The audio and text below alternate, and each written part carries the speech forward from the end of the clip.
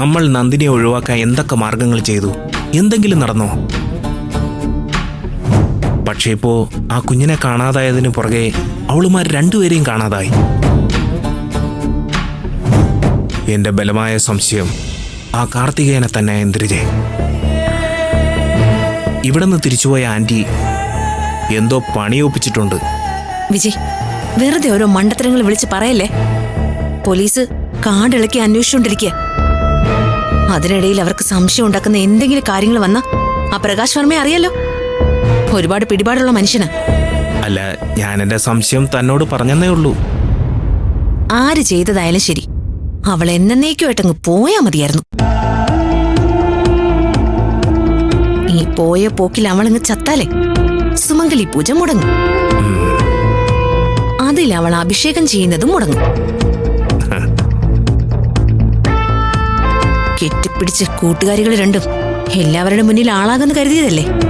2 ദിവസം കഴിഞ്ഞാ എവിടെയെങ്കിലും കെട്ടിപ്പിടിച്ച് തന്നെ ചത്തു കിടക്കും.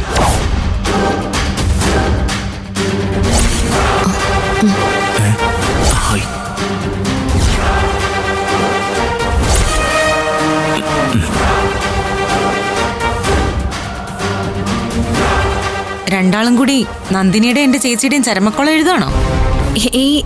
അല്ല മഹിമേ, ഞങ്ങളവരെ കാണാത്ത ടെൻഷനില് പലത് സംസാരിച്ച കൂട്ടത്തില്.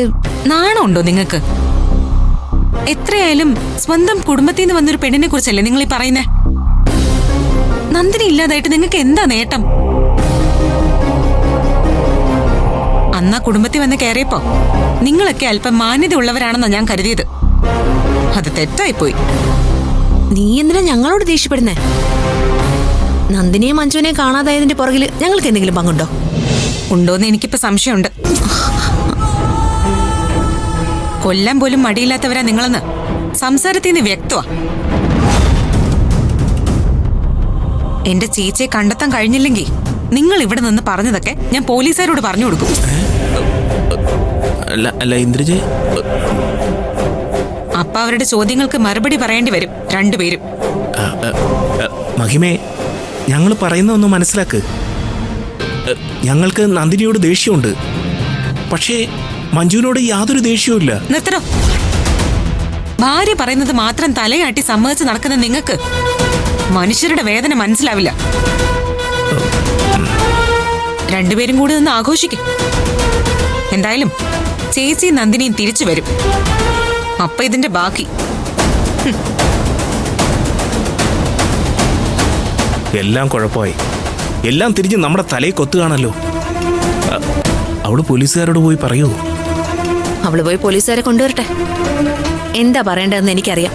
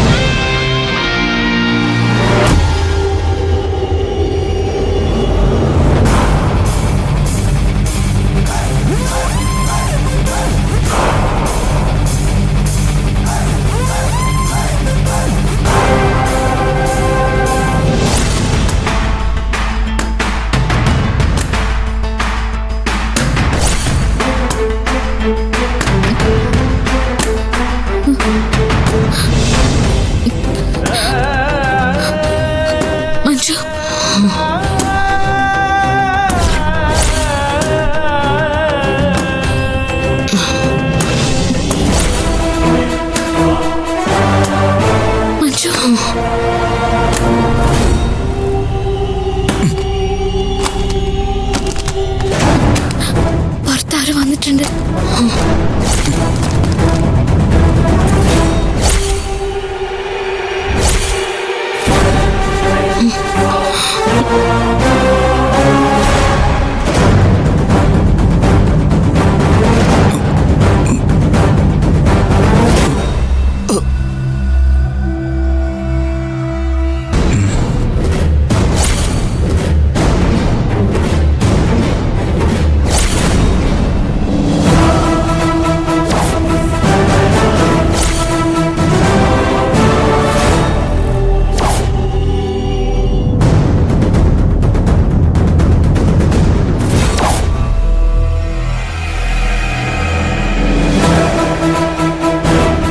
ആരടി നിങ്ങളൊക്കെ? എന്താ ഇതിനകത്ത്? ഇവിടത്തെ ജോലിക്കാരോ മറ്റോ ആണോ? ചേട്ടാ, ഞങ്ങൾ ഇതിനകത്ത് പെട്ടുപോയതാ. ദേ നോക്ക്, ഇവൾക്ക് തീരെ വയ്യ. ഇവളെ എങ്ങനെയെങ്കിലും ഒന്ന് പുറത്തെത്തിക്കണം. ഞങ്ങളൊന്ന് ഹെൽപ്പ് ചെയ്യണം. നിങ്ങൾ എന്തിനാടി ഇതിനകത്ത് കയറിയത്? പറയടി, സത്യം പറയണം. കക്കാൻ കയറിയതല്ലേ നിങ്ങൾ? അയ്യോ അല്ല, ഞാനൊരു പോലീസുകാരിയാ. പോലീസുകാരിയാ? ചേട്ടാ, എങ്ങനെയെങ്കിലും ഞങ്ങൾ രണ്ടുപേരും ഒന്ന് സഹായിക്കണം പ്ലീസ്. ചത്തുപോകുന്ന കരുതിയവരാ ഞങ്ങള്. അപ്പോഴാ ദൈവദൂതനെ പോലെ നിങ്ങൾ വന്ന് കയറിയത്. ദൈവദൂതനോ? ഞാനിവിടെ വന്നത് നിങ്ങളെ രക്ഷിക്കാനൊന്നുമില്ല. ഞാൻ വന്നത് എനിക്ക് വേറെ ഉദ്ദേശമുണ്ട്. അതിവിടെ ഉണ്ടോന്ന് ആദ്യം നോക്കട്ടെ.